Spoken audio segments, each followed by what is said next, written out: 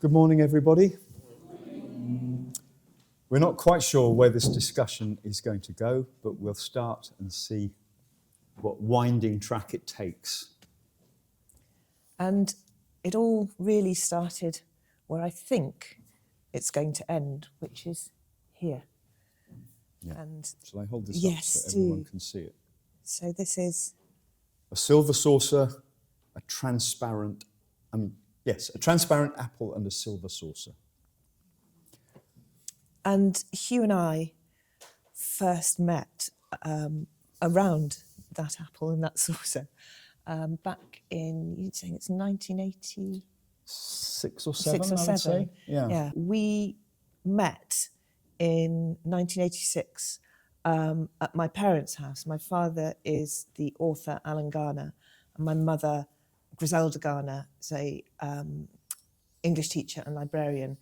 And the power behind my father's elbow, I don't think either of them would mind me saying that. And in fact, my collection, Lost and Found, here, is partly dedicated to them. And so I grew up surrounded by folk tales and folklore. And one of the things that I was very lucky, I think, about that upbringing was my father had this wonderful selection of books, folklore books, the folklore and fairy tale collections. And nothing was forbidden to me at any age. No books were forbidden. I always say that I do think when I was very young, some books were put on higher shelves, but I had this library. So I encountered folk tales really, really quite young. And then the folk tales quite clearly came to our door when you did a festival with the Company of Storytellers, didn't you?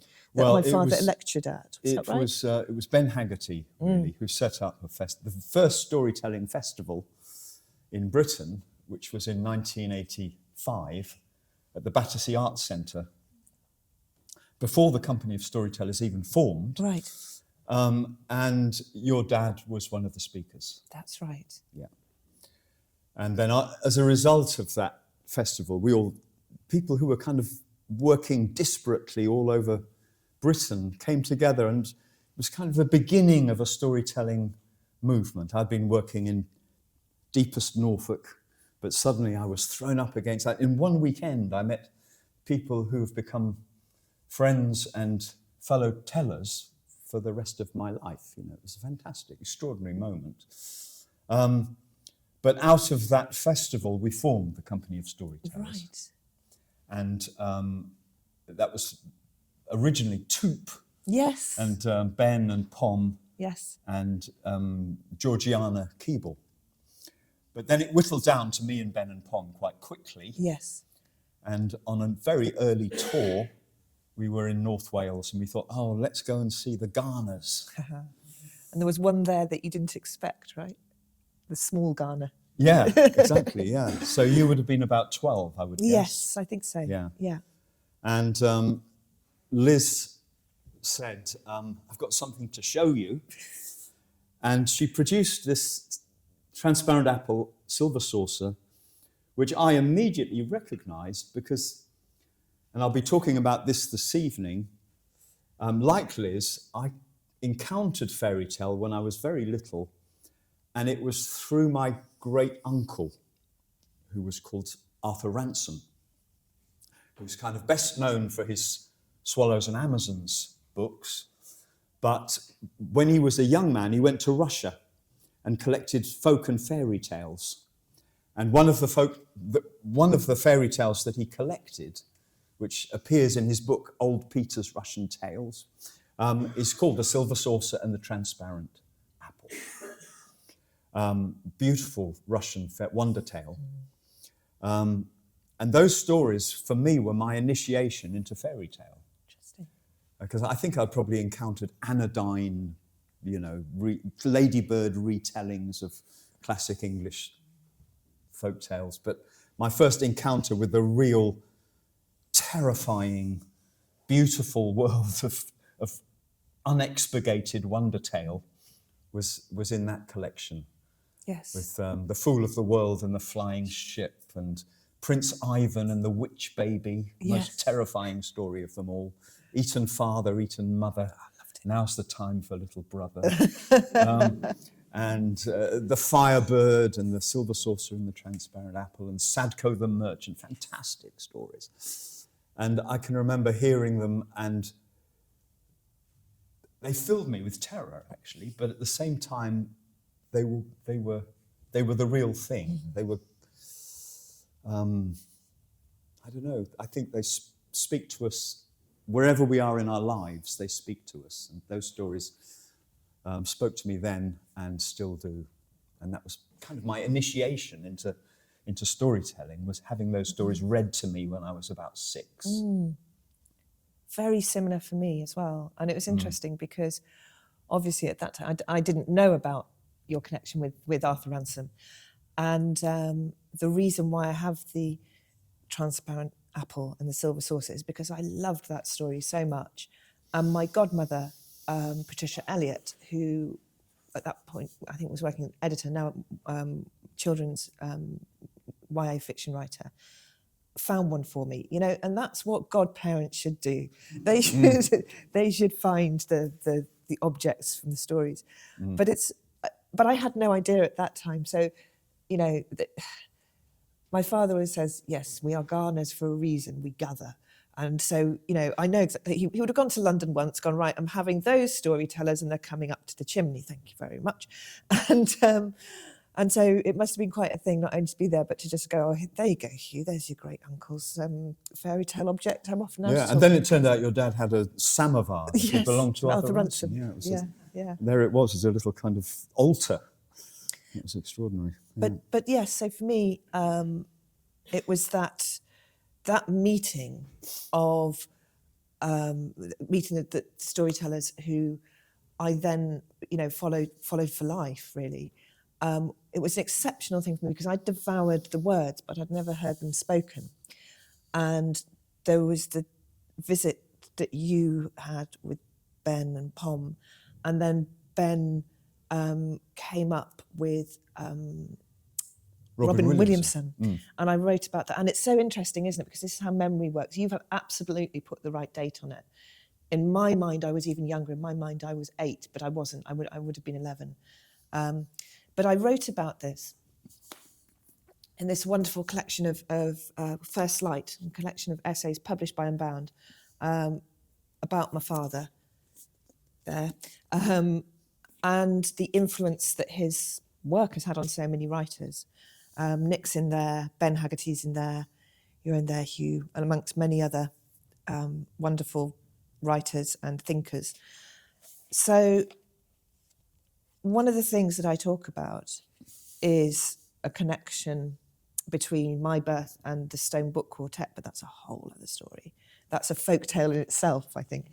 But this is me just writing about that moment of hearing oral storytelling for the first time.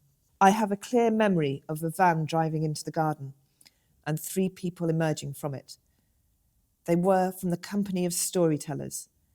They came carrying drums and bells and whistles. One of them even had a harp.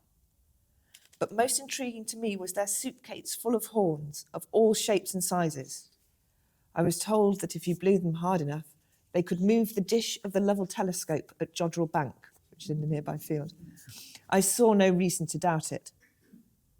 A timber-framed house carries sound in a way that bricks and mortar do not.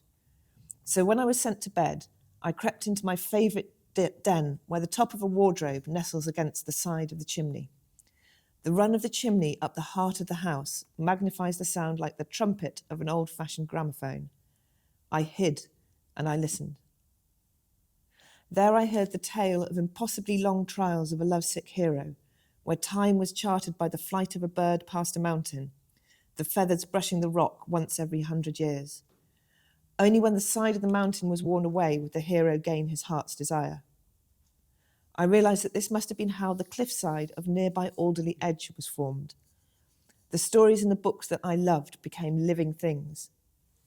In that moment, I understood once upon a time was also here and now. And it goes on. And this is something that we're sort of going to try and unpack a little bit more in the time that we've got together, is this difference of experience between a written text and an oral experience of text. So over to you, Hugh. Yeah, this is the question, you know. What happens to a story when it moves from the spoken to the written? There was a Burmese, well, there is, I think she's, not sure, I think she's still alive, but she's very old, a Burmese storyteller called Beulah Kandapa. Some of you might remember her. But she used to say that when a story is told, it journeys from the ear to the heart. When a story is read, it moves from the eye to the brain. And there's some truth in that. There's a kind of direct line. There's something that's incantatory and evocatory in the spoken word that doesn't happen in the printed word. And the challenge is to try and make something of that happen when the word is put onto the page. And it's a challenge. I don't know if any of us rise to it. But I just wanted to talk a little bit about how I really came to storytelling, having, as a child, you know, had this experience of hearing the fairy tales. But then that was sort of left behind for a bit. And then I suppose when I was about 18 or 19, the English folk song, the second folk song revival, really, of the late 60s kicked in. And I started to encounter, as a late teenager, the great ballads, the border ballads, and this wonderful British folk tradition. And for me, that was my sort of awakening into narrative and into this relationship between melody and the spoken word, and that direct line between the ear and the heart. So I thought, just as a sort of a nod in the direction of that moment, which really was where I started telling stories, I'd give you a little section of one of the ballads. And this is a ballad which you may be familiar with, called Little Musgrave and Lady Barnard. I'm going to stop halfway through because it's quite long, but I'll leave you on a cliffhanger. On a day, on a day, on a bright holiday, as many there are in the year, when little Musgrave to the church did go, God's holy word for to hear. He went and he stood all at the church door, and he watched the priest at his mass. But he had more mind for the fair women than he had for Our Lady's grace. For some of them were clad in the green, and some were clad in the pall, and by there come Lord Barnard's wife, the fairest of them all. Oh, she's cast her eye on little Musgrave, full bright as the summer sun. Then ups and thinks this little Musgrave, oh, this lady's heart I have won. Oh, I have loved you, little Musgrave, full long and many's the day. So have I loved you, lady fair, yet never a word durst I say. Oh, I have a bower in Bucklesfort Bury, all daintily painted white. And if thou'lt come thither, thou little Musgrave, thou'lt lie in my arms all this night. Oh, I thank you, lady fair, this kindness thou showest to me. This night will I to Bucklesfort Bury, all night for to lay with thee. Well, when he heard this, her little foot page, all down by her feet as he ran, thinks, although I am Lady Barnard's page, yet am I Lord Barnard's man. Oh, my Lord Barnard shall hear of this, whether I do sink or do swim. And he's rode o'er them green mossy, and everywhere that the bridges were broke, he bared his breast and he swam. Oh, sleepst thou, wakest thou, Lord Barnard, as I'm a man of life. Little Musgrave lies in Bucklesfort Bury, in bed with your own wedded wife. Oh, if this be true, you little foot page, this thing that thou tellest to me, Then of all my gold in Bucklesfort Bury freely will I give to thee. But if this be a lie, you little Musgrave, this thing that thou tellest to me, from the highest tree in Bucklesfort Bury a hanged thou shalt be. And he's called to him his merry men all, by one, by two, and by three, saying, this night must I to Bucklesfort Bury, for never had I greater need. And he's called to him his stable boy, saying, saddle me my milk-white steed. And he's rode o'er them green mossy banks, till his horse's hooves did bleed. And some men whistled, and some men sang, and some these words did say, Lord Barnard comes to Bucklesfort Bury, away, Musgrave, away. Methinks I hear the trestle cock, methinks I hear the jay, methinks I hear Lord Barnard's horn, and I wouldst I were away. Lie still, you little Musgrave, come cuddle me from the cold, for 'tis only the sound of a little shepherd boy a-driving his sheep to the fold. Is not your hawk upon his perch? Your steed eats oats and hay, and you with a fair woman in your arms, and yet you wouldst away. With that Lord Barnard he's come to the door, and he's lit upon a stone, and he's pulled out 3 golden keys, and he's opened the doors each one, and he's pulled back the green coverlet, and he's pulled back the sheet. How now, you little Musgrave, do you find my lady sweet?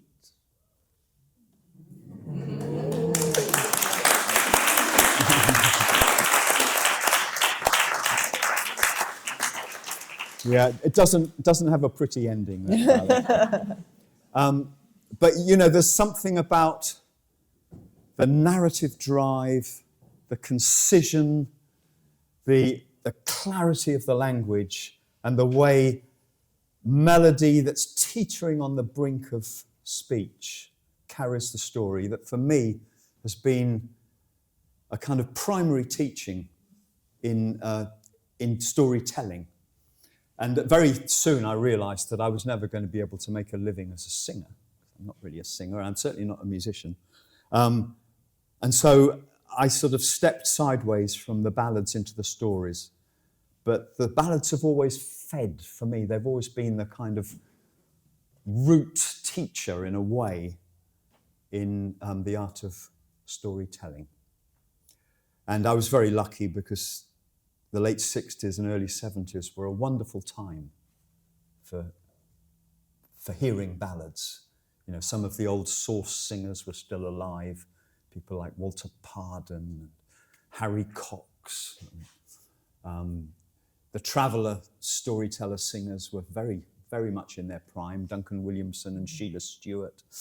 And then there was the whole wonderful revival singers, Peter Bellamy and Martin Carthy and Shirley Collins were all in their glory days. So it was, and strangely, folk song was quite hip at that time as well. You know, we all knew that there wouldn't be a Masters of, Bob Dylan wouldn't be singing Masters of War without Nottingham and Town, and he wouldn't be singing A Hard Rain's Gonna Fall without the Ballad of Edward. And, you know, that he wouldn't be singing Bob Dylan's Dream without Lord Franklin. Those songs that shaped a generation were steeped and had their roots right down into British traditional ballad. So that's the other thing for me. There was on the one hand the fairy tales, on the other hand the ballads, and they sort of converged into storytelling. And did they converge at a kind of point of speciality to begin with, or how did you find your canon, I guess is what I would... Yeah, well, I dropped out of an English degree and I wanted something that was nothing to do with the common room and the sort of, you know, the kind of, the canon. Yes, I wanted you know, something that was quite apart from that. It had its own kind of rough voice, I suppose. And really, when I started telling, I was experimenting with everything. You know, I told bits of the Odyssey very early on. You know, I jumped way out of my depth. Yeah. I think as all story people do when they start telling stories, and then suddenly you realise, blimey, this is huge, and I'm sort of drowning. And so you start to explore the more modest folk tales and fairy tales. Not that they're really modest, you know, they're fantastic, but they're kind of easier to tell in some ways. Because I think by the time we met, so Hugh and I met at that childhood juncture, and then when I moved to London, which was mid-90s, it was when the Crick Crack Club had this incredible venue at the Spitz in Spitalfields. And it was great because that was very conveniently 20 minutes down the road from where I lived. So I would go there regularly, and we'd quite often have rogue storytellers staying in our house afterwards, which was great. But when I met you then, Hugh, you were doing a lot of the Norfolk-based tales, I think. That was when I first heard The Pedlar of Swatham. So when I first heard your retelling of the Fairy Ointment, which felt very rooted in place as well. That's right. Yes, I was doing a lot of that. And all these stories have worked their way into your collection. Yes. I mean, the Silver Saucer and the Transparent Apple, Pedlar of Swatham, you've played with them, but they're all there. Yeah. So they've fed into that collection that you've made. Yes, and it was really interesting. You know, we're both here to talk about the books that we're developing with Unbound Publishing Company, which is the crowdfunding publishing company that did First Light and did Lost and Found. We'll get to that a bit more at the end. But the joy of doing this book with Unbound was that they just said, write whatever you want. And for anyone that's been published through conventional publishers, they can say that to you, and then you find yourself having a 2-week argument about a paragraph. You know, it's kind of nuts. So with this collection, it came, when I started writing this material down, I realised how much I'd been a sort of receiver of these tales. I couldn't do what Hugh does, or Nick or Daniel or any of the storytellers here. I don't have that ability to stand up and project, as you probably noticed. But I think I spent all that time absorbing this material, so that when I came to write it down, the stories sort of selected themselves. And I thought I will just want to put 15 down that have influenced me and have stayed with me. And many of them I encountered at childhood, many of them I've heard told. And I have to say it's something that all the storytellers I've met have been really generous with. And in Daniel, there was the man with no story to tell that I played with and turned into this Just Jimmy story. And everyone who I've asked has said, yep, have it. You know, it's a link in a chain. It's not ours. And so yes, these 15 organised themselves. And what I also found is that they started interlinking and echoing each other. And I don't have any rational explanation for that. It was just like, I know I need to tell this one, and then I find a motif in it that echoes in another one. So what it ends up being is quite a landscape of interconnected, echoing stories. But again, I think that's something that I've learned from listening. I mean, again, sorry, Daniel, you're in my sightline, so I'm going to be just citing you all the time in my sightline.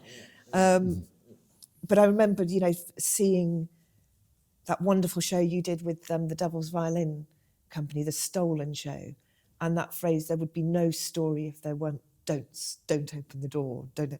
And that stayed with me just as an echo of something. So it's that feeling of, although I can't and wouldn't presume to tell, that inhabiting of the story and that thinking of the characters and the story being a living thing and things that happen to people, not something that was just a stock princess or a stock midwife, whatever, but stories that were inhabited by people really mattered.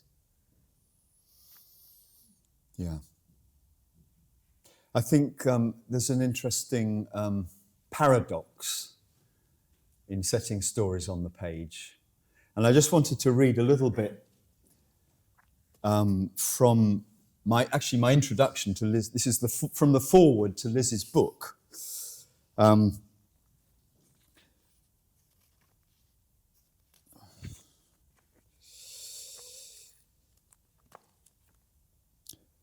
Traditional stories have long histories.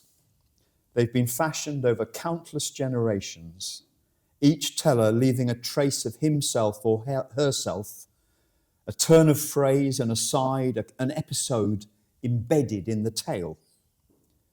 For most of their long lives, they have been told, held in the memory, and turned on the tongue.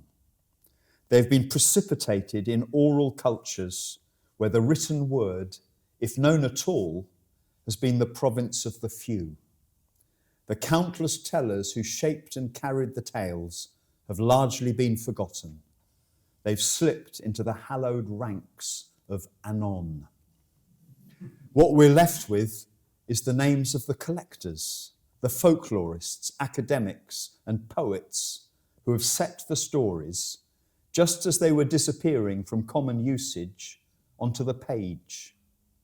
We talk of the brothers Grimm, but we forget the tailor's wife, Frau Wiemann, who told her stories thoughtfully, accurately, and with wonderful vividness. We talk of Italo Calvino, but we forget the illiterate Sicilian grandmother, Agaruzza Messia. The more she talked, the more you wanted to listen. Quote. We talk of Catherine Briggs, but forget the gypsy Eva Gray, who sweeps you along without pause from beginning to end, words pouring from her lips in a torrent, her hands, her eyes, her face, her whole body reinforcing their meaning and significance. The permanence and respectability of the printed page has trumped the ephemeral moment of the word on the breath. So there's this sort of paradox that on the one hand, the life of the story is in the telling. On the other hand, if we want the stories to be available and the written word has become the sort of dominant form in the culture. So we're kind of making them available by kind of a process of pinning them onto the page. And the challenge is to somehow bridge that gap between the life of a spoken tale and the word on the page. And most collections of folk tales have been written by folklorists, and they're almost notes. There's very little there. Mm. And our job as tellers is to try and breathe life back into them, these things that have become rather dead on the page. And also, I think as writers, our task is the same, to take these stories and continue, to give them that vibrancy on the page. Mm. And for me, my take on it came from a kind of collaborative take, I guess. I'm also the arts trustee at an arts trust called the Lupton Trust, which was set up by my parents at our family home in Cheshire. And I work with an archaeologist there called Tim Campbell-Green, who's wonderful. And he works with ritual found objects, so objects that are found in caches and houses, or put Tim down in a corner, give him a pint, ask him about bent coins, and you will just go into another universe. So objects have been transformed to ritual. And as I was working on Lost and Found, I became really interested in what I was calling the kind of anomalies and the what-if spaces, and of objects, especially objects that seem to have power or were discovered to have power. And Tim and I kept on finding these sort of crossovers, whether it was talking about what happens at crossroads or what comes down chimneys, or or the power of a shoe in a story. I don't want to give away too many spoilers. So part of my way in was to look at this ritual work that Tim was doing. And I remember he said to me, of course, we can't definitively know why these objects were kept and used in this way and what they're put there for. And it reminded me of something Hugh said to me, again, in one of the nights after the Spitz in London, which was the best place to hide a secret is in a story. And that really stayed with me. And it was one of those things that actually, when I was writing Lost and Found, I had it pinned on my study wall. Because you're right, the source material is almost notes, isn't it? Pinned back. And my approach to that, especially working with stories that had many variations, was to go through and actually make notes of motifs and details and then kind of thread them together.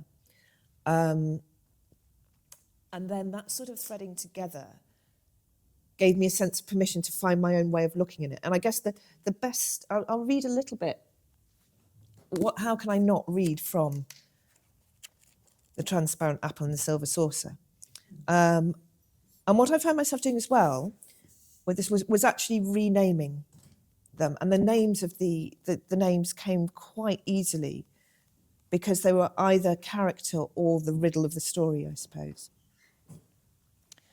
So in the original, in the Arthur Ransom, the trusting third daughter who has the transparent apple and silver saucer is called Little Stupid.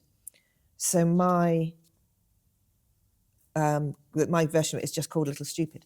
But in the Arthur Ransom, she turns the apple on the saucer and she sees the outside world, the world beyond their village. And that's the source of envy to her sisters, and then it doesn't go well. But in my version, there was something that kind of bothered me about that story, that Little Stupid she's the wise fool. So she's called Little Stupid, but she's certainly not stupid. But she is very trusting. And there's the only moment in the story where she foresees something or acts in a non-trusting way is just before her sisters go and take her into the forest. So she gives the transparent apple and the silver saucer to her father for safekeeping until she returns. And that was always something in the story, even when I was young, that made me think, but that's not her character. She's trusting, this is her, and forgiving and gracious. And what I wasn't going to do in my retelling was change that character, because that didn't make any sense to me. But I thought about what might that apple do? Could it be more of a scrying object? Could it show past and future? And could she have seen this coming in the apple? And I felt, you know what, that's fair enough. I think there are stories where you have scrying objects that have that ability. Okay, it's not there in the original, it's not there in the notes, but that's what I'm going to do with it. And then having done that, I realised I had to write what she saw. And what I did with it was, instead of writing her visions of her world, I turned it into her seeing the world of the book. So the images that she sees and the placement of this tale in the collection, the first set of images are from stories that have come before, and the second set of future stories. So I'll just read that to you. Okay. So I'm just finding the exact place. Yeah, there we go. Little Stupid sat beside the stove, rested the silver saucer on her lap, set the glass apple upon it and turned it widdershins, chasing time backwards. As it spun, there in the heart of the apple, she saw the beginnings of the world and all that came after. She saw a four-pointed signpost quartering up a cloud-crested sky. She saw a golden bird circling a high mountain. She saw a cage crafted from the roots of an oak tree. Then Little Stupid set her hand to it again and turned it as a watchmaker might wind a clock.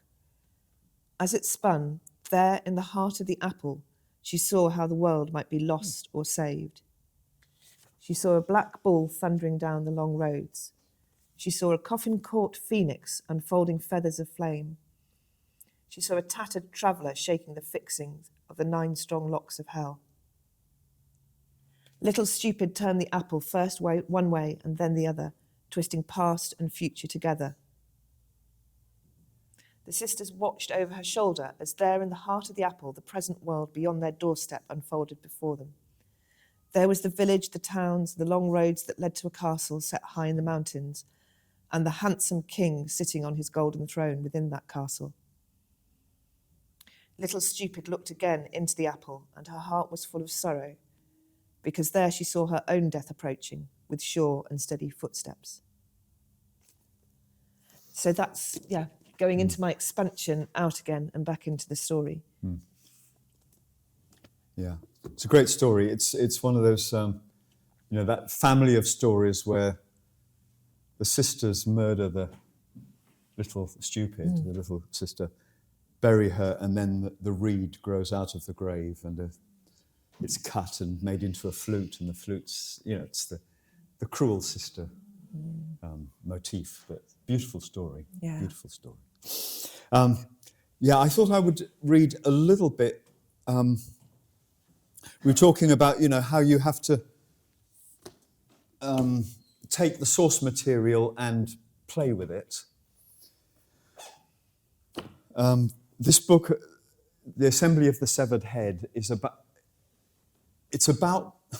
the moment that an oral story becomes a written story. And so there's been a massacre in a bardic school, and there's only one survivor. He's an old bard called Cian Bridith Mawr, and he's the only one who remembers the old stories.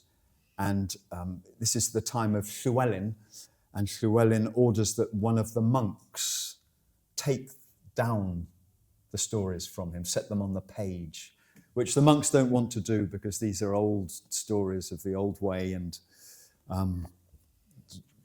should be forgotten rather than remembered, but he's ordered to do it. And so the idea of the book is that there's a kind of tension between the written word and the spoken word. So what we've got, I'm imagining, with the Mabinogion as it has survived, as we've got it now, is what the monk set down on the page. This sort of very concise and kind of lifeless retelling. So what I'd like to do is read you a little bit from the Mabinogion as it has officially come down to us, the hallowed text. And then, slightly paradoxical thing, in a book, I'm trying to imagine how in an oral tradition it might really have been told. So this is from the beginning. This is the official, the monkish version. Pwyll, Prince of Dyfed, was lord over the 7 cantrefs of Dyfed. One time he was in Arberth, his principal court, and it came into his head and mind to go hunting. The part of his realm he wished to hunt was called Glencoch. He set out that night from Arberth and came as far as Penllwyn, and there he stayed that night. The following day at dawn he rose and came to Glencoch, and to let his hounds loose in the woods. He sounded his horn, began to muster the hunt, and set off behind his dogs, but he got separated from his companions. Okay, that's as it is in the official hallowed text. So here we have the old bard telling us he's dying. He's got a mortal wound, he's dying, but he's telling the story, and the monkish scribe is setting it down on the page. And I'm trying to imagine how it might have been told. If I could sing, I would sing of Pwyll, lord over the 7 cantrefs of Dyfed. I can see him before me now, my friends, as clearly as I see you sitting here. The old man closed his eyes.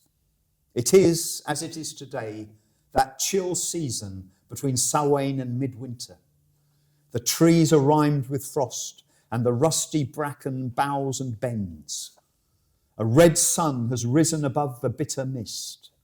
The last yellow leaves of the oaks are steaming in the cold air. The reeds are broken at the lake's edge. Pwyll has left his fire and the fragrant steam of the cauldron on its hook. He has turned his back on his court at Arbeth. His heart is yearning for the hunt. Cian Brydydd Mawr opened his eyes and smiled. Just as for our Lord Llewellyn, the hunt is Pwyll's delight. He knows the antlered stags will be belling, the dappled hinds and their speckled fawns will be deep in the bramble thickets of Glyncach. Their scent will be strong on the hard white ground and among the fallen leaves. He has slept one night at Penllwyn. He has made a muster of his huntsmen and hounds. Now the air is thick with the blaring of horns, the barking of dogs, the stamping of hooves, the shouting of men, the creaking of saddles, and the rattling of arrows in their leather quivers. The old man was on his feet. He was staring at his audience as though he could see a vision beyond them. His voice was almost a shout. "Do you see them?" Thomas nodded vigorously. Davith answered gently, "Yes, we see." "Let me sing of Pwyll as the hunt rides out. His four-cornered cloak is billowing behind him. At his shoulder is a clasp of knotted gold. His grey-headed, sturdy-legged, hollow-hoofed mare kicks the hard clods above her head like swallows. Before him run his spotted, white-breasted hunting hounds, keen as the wind, nosing the ground as they bound ahead. But now, listen, their song has changed. His dogs are singing with one voice. The ground is sweet with the scent of stag. They're away." The old man lifted his arm and pointed urgently ahead. Then he sat down and caught his breath. Headlong through thicket and thorn, Pwyll's dogs were running with one shared mind, with one shared purpose. Pwyll reined his horse around and followed them, bruising the steed's grey flanks with his spurs until the cold air flattened his red beard against his throat. The dogs hurled themselves through the wooded slopes of Glyncach, between oak and ash, between alder, rowan, willow and sallow, through bracken and heather, with Pwyll as close behind on the grey mare as tongue is to thought. All of his huntsmen were left behind. So, it's this strange paradox. I'm reading something that should be told, but I'm trying to give a sense of the told in the word on the page. You know, it's a paradox. It is. But what really struck me about those two texts, fascinating, those two texts, Hugh, because I'm banging back to you. Sorry, that I also work as a creative writing teacher and editor, and anyone that's ever worked in that environment, you'll know the stock phrase "show, don't tell," which is dramatise the moment. But that was just like show, don't tell, in brilliantly done. What I also loved about that book, The Assembly of the Seventh Head, as well as the reimagining of texts, again, going back to my sense of being an audience member and someone that just sort of sat and absorbed these stories, was I think you just absolutely capture that sense of how hearing the stories changes the community, changes the chap who's writing it down, changes the dynamics between the various families that encounter it. Mm-hmm. And for me, that's always been a truth of listening to storytelling. And, you know, I've been so lucky to be around all of you for so long because, you know, especially, you know, going to a festival and having that time to absorb and go into this world and then sort of come out feeling slightly dazed and subtly changed, but not quite sure how yet, has been a real thing. We should open up to questions. Shall we just end with a little chat about Unbound, about the book you're doing? Unbound? Yeah. Well, Unbound is a publisher which who it's a kind of crowdfunding publisher, isn't it? I suppose basically. So people kind of subscribe in advance to books, and your book, Lost and Found, came out through Unbound, as did First Light, the book about Alan Garner, wonderful book of essays. And I'm in the process, it's taking rather a long time, of I put together 50. When I hit 70, I decided that I wanted to make a collection of my kind of core repertoire, stories that I keep returning to again and again and again. So I've been there it is. I put leaflets out about it, trying to get people to subscribe, and it's kind of creeping up. I'm sort of 78%, I think now. It's taking a bit of a long time, but yeah, it's an interesting idea that you sort of find a community of people interested in order to make the book happen. So in a way, the book sort of is validated by the people who want it. Yeah. I mean, what I enjoyed about it was, firstly, the reason I went to Unbound with this material, something that Hugh and I both talked about, is that people that haven't experienced the oral storytelling or haven't worked with this material, the expectation of what a book of folk tales should be and who it should be for can be quite narrow within conventional publishing. A phrase that I use in the foreword about these tales is saying that they are tools for living. And some of these tales are really quite terrifying. It's like, no spoilers, but Little Dog Turpie is not about your man's best friend's little cute dog. It's very useful, but it's not one for the faint-hearted. But these were stories that I read. Some of the most terrifying ones were the ones that I read as a child or that I loved as a child. And so I think there's a bit of a mismatch about what is and isn't suitable. But that's a whole other debate. So I went to Unbound because I knew I could tell these stories in the way that I felt a responsibility to tell them. And that other people would tell them differently, and that's fine. But for me, there was a steel in them that I wanted to follow. I also worked with the wonderful wood engraver Phoebe Connolly on these because I wanted that level of illustration, that kind of traditional illustration, which probably wouldn't have been acceptable within a more conventional way. But what I got from it, which was just lovely, which I didn't expect, was this sense of connection with the readers and the community. And as I was writing and working with this material, which was hard and lonely, I would see people popping up and subscribing, some people who I hadn't heard from years, some people completely new, having questions come in over social media.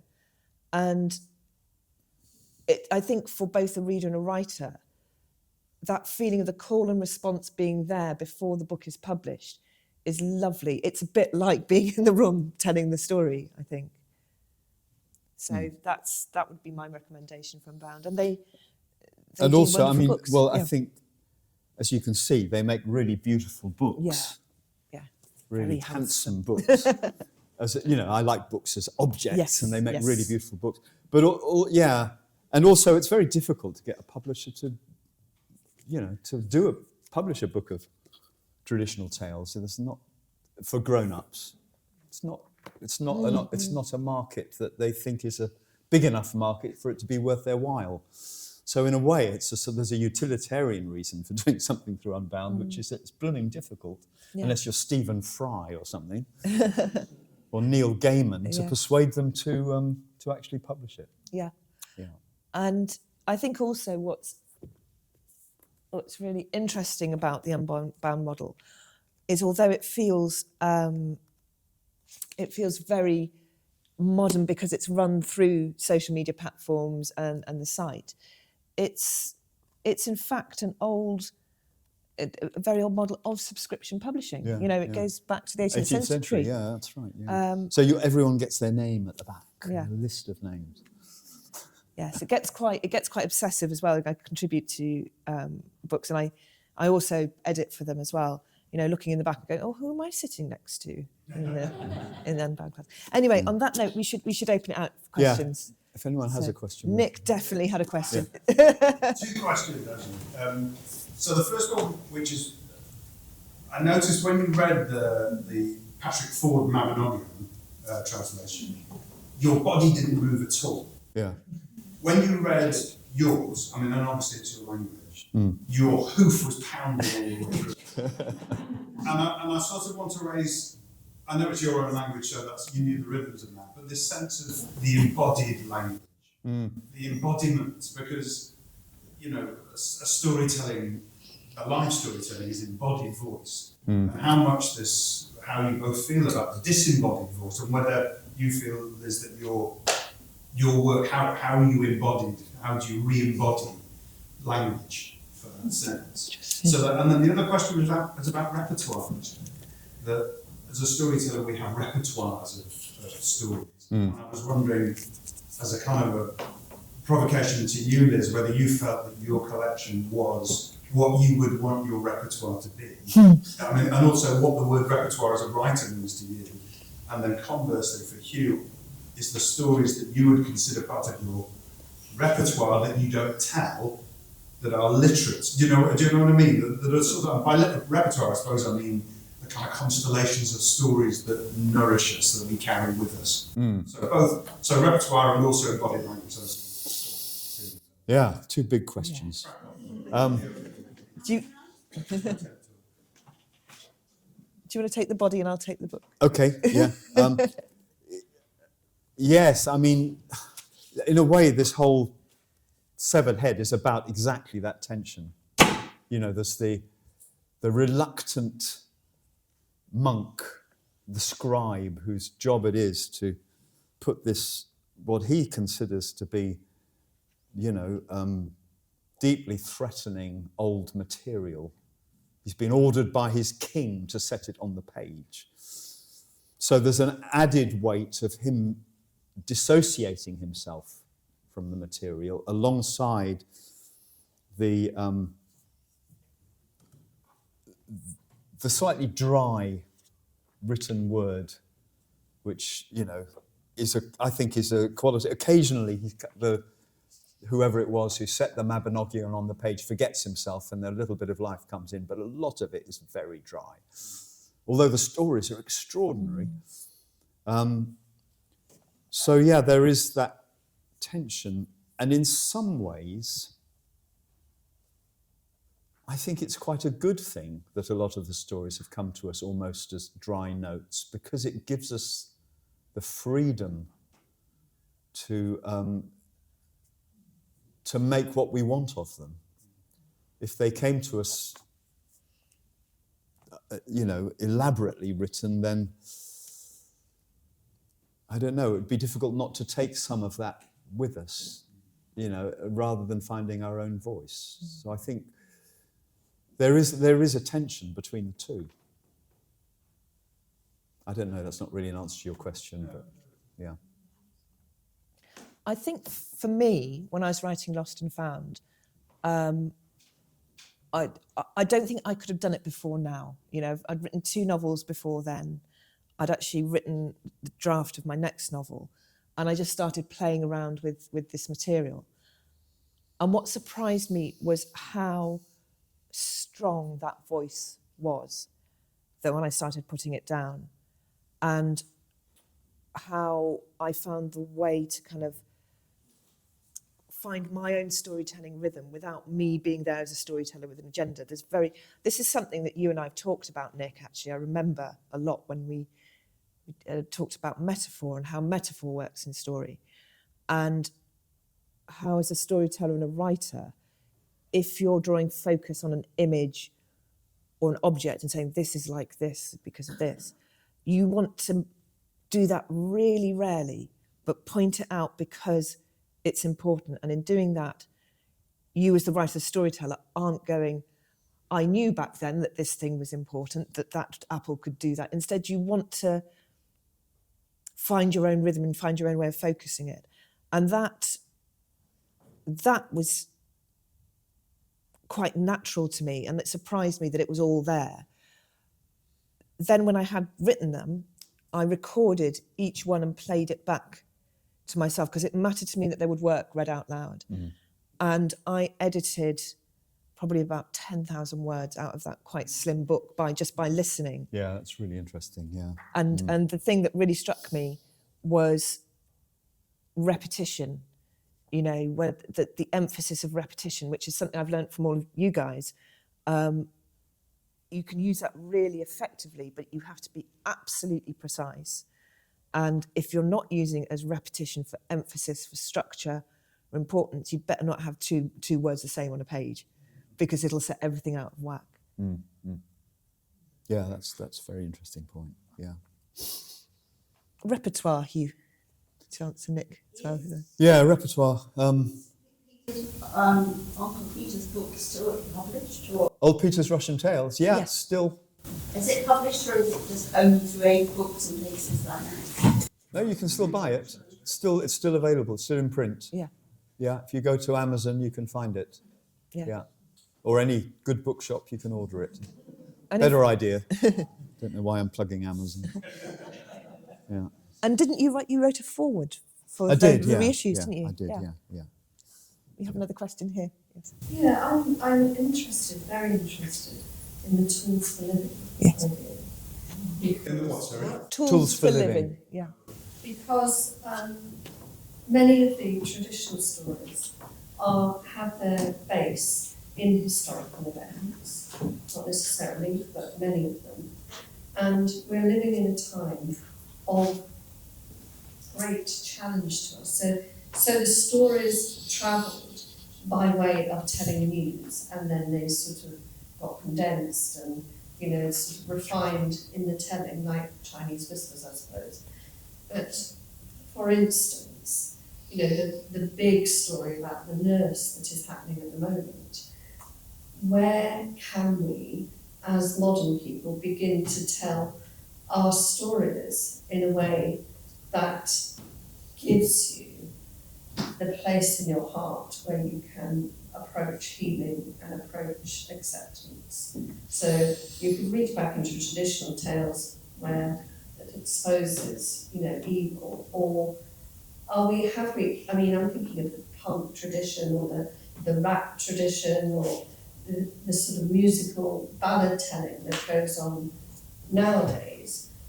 Can either of you reflect on, you know, where your work links in with helping us with our modern stories that we're struggling with? I've written specifically about that at the end of my notes on tales, which I'm happy to read and explain. But Hugh, do you want to take the ballad approach to that as well? Well, I was going to say, you know, it's a question I'm asked quite often. You know, what is the myth we should be telling now?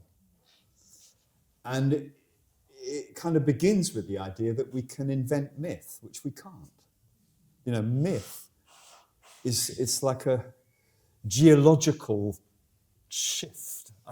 I don't think you can invent a myth. I think myth, or what we can do is look at what we've got and try and find what speaks to the moment, but I don't think we can make it up. It's always going to fall short. And in a way, the myth that we can't make the myth that we need, because our whole neurological system is a post-enlightenment, you know, we're made, our whole thought structures are made by the problem. And the myth that we need isn't going to emerge from us at the moment. I don't think it can do, because we're not in the right place. So I think all we can do is go back and see what's there and see what speaks to our moment. Yeah. I think it's there in the ancestral material, but I don't think we can invent it. No, I agree. And I think, again, it's a sort of different approach to it's material. There are writers that I know, peers of mine that I know and respect, who can create these fantasy structures that are entirely other and based and have their own internal logic and work. But I think with the tools for living,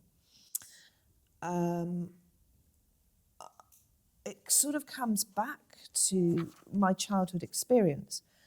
And this is a question that I get pulled up on quite a lot, actually, is this book for kids? And I'm like, well, probably 9+, I think. Check out some of them, maybe. But I don't really believe that.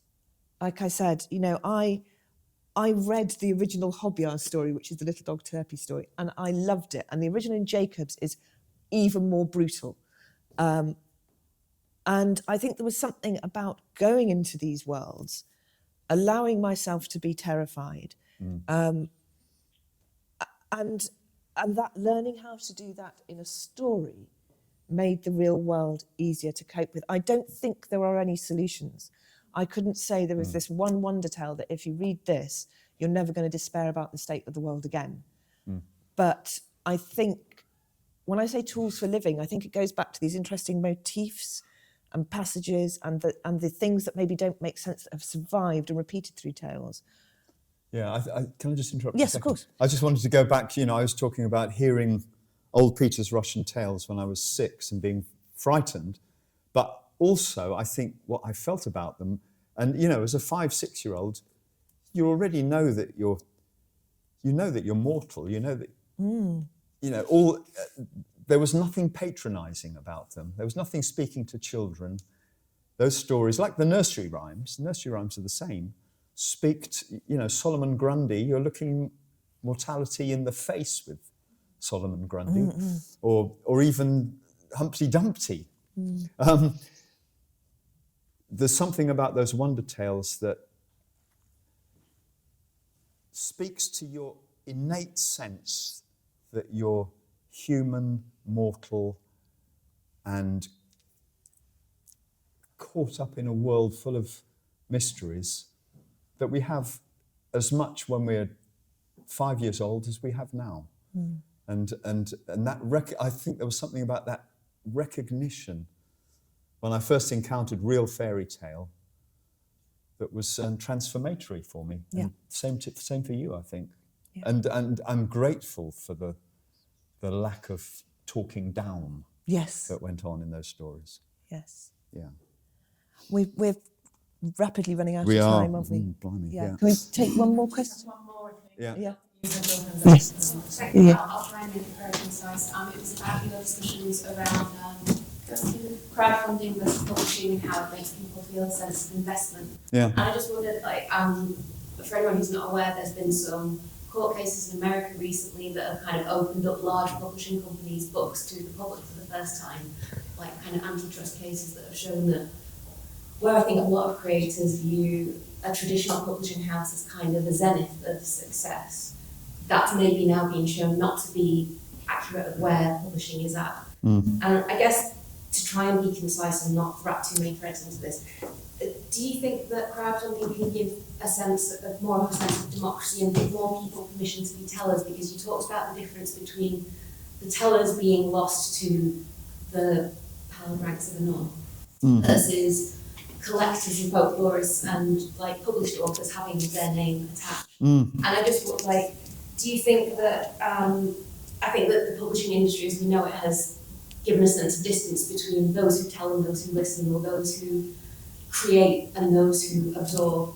And do you think that possibly this new model, having had the experience of it, do you think that can, if not give people the permission to tell, at least make them feel that there's a sense of shared ownership, like stories are common property and they're a shared heritage rather than something that's kind of hidden behind copyright publishing? Does that kind of question make sense? Yeah, it does. Yeah, I mean, I hate copyright. You know, I wouldn't have any copyright on any of my books if I could avoid it.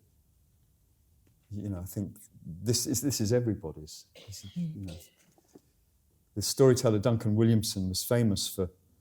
You know, he was at some festival in America, and there were signs on the place where he was performing saying, you know, switch off all tape recorders, and this is copyright material, and no one has any right to it but the performer. And he went and tore them all down, because his idea of immortality was for people to take it and live with it and retell it and for it to continue.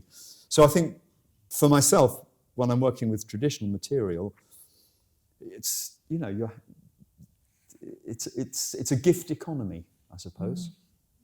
But it becomes interesting with the book, doesn't it? And, you know, at what point I would feel uncomfortable with, you know, someone taking something word for word. But if they make it their own and retell it, that's great. That's what it's all about. I don't know. Yeah. Do you have thoughts on that? Yes, I mean, it kind of links to the final bit that I was going to read from the book. But firstly, just to go back to the crowdfunding and the Unbound model. What I think that's doing is it's slightly different from removing the copyright. But what I think is so wonderful about Unbound, and I edit for them as well as having published them, is that it gets that conversation going between readers and writers. It's creating books that people want to read rather than an external publisher says this is going to be the next big thing. You know, and sometimes this is not dismissing external, commercial publishers. Amazing material comes up through that model, of course. But I think what Unbound has really shown is that readers are writers and writers are readers. It's not this mystical other thing being a writer. If you love books and you've got a story to tell, there's a lovely call and response there. And so, and I've discovered a lovely community of writers within Unbound as well. But going back to, because I think we really do need to wrap up now, don't we? Everyone's getting hungry. That idea of the link in the chain, the quote on the back of the book, "The 3 apples fell from heaven," will be familiar to many of you. I heard this from Virginie Gulbenkian, who Armenian storyteller. And my final word in my notes on the tales is this, which I think is exactly well, not exactly what Hugh was saying, because Hugh was saying it in his own words, but a similar sentiment. These tales have found their way onto my pages thanks to all the tellers, writers and collectors who stretch back across time. My rewriting is the adding of a voice to a chorus, which grows with each retelling and rereading. We are all links in this chain between past, present and future. Folk tales are tools for living which have survived because they are as relevant now as they ever were, allowing us glimpses of where we might have come from and offering subtle guidance and occasional warnings for where we might be going. And I couldn't say it any better than that. That's a very good place to end. Thank you very much, Thank everybody. you. Yeah.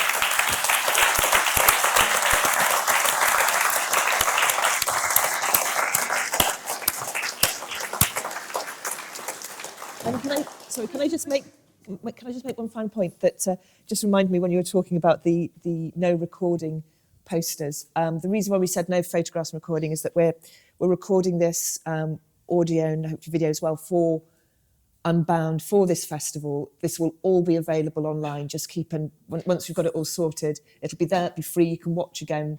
You can find me and Hugh. You can ask questions. And thanks to Al Kenny, who's been in charge of that for us this evening.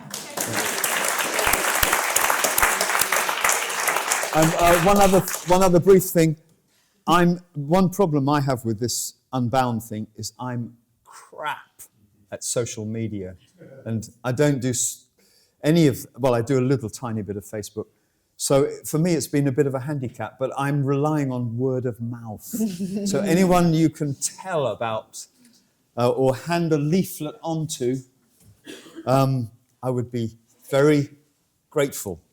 Please do. Thank you. Those of us that were very early contributors are hanging on the It's taking a putting the long time. money in so that we can all get the book finally. Well said. If you're still alive. Please contribute before my eyesight goes. Just to say that Hugh's books are here, they will also be in the bookshop later, as will Elizabeth's. So, Yeah.